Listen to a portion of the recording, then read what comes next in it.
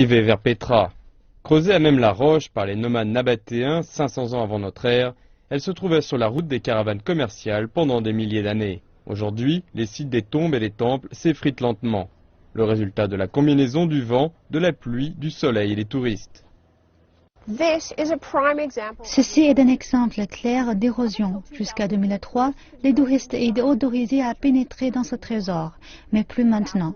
Des milliers et des milliers de personnes sont venues à travers les années et ont détruit les marches menant à ce trésor.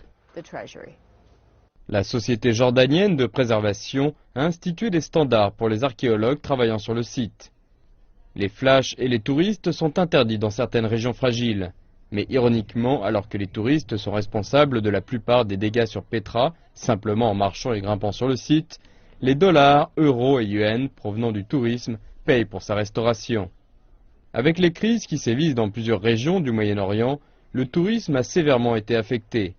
En 2010, Petra avait accueilli près d'1 million de visiteurs. L'année dernière, seul un quart de ce chiffre s'est rendu sur le site. Une perte de 50 millions de dollars.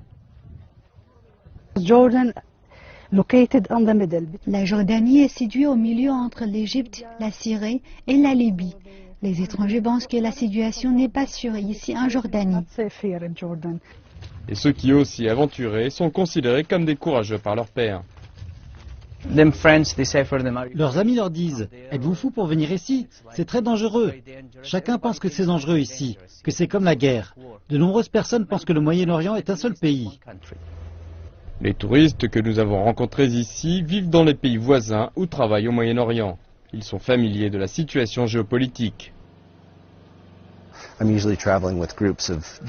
Je voyage habituellement avec des groupes de Jordaniens ou autres lorsque je visite ces sites. Je ne vois pas beaucoup d'Occidentaux. Les autorités régionales de Petra améliorent régulièrement les plans de gestion des touristes. Mais sans les visiteurs, il n'y a pas de fonds pour mettre en place des stratégies et peu de moyens pour fournir des protections.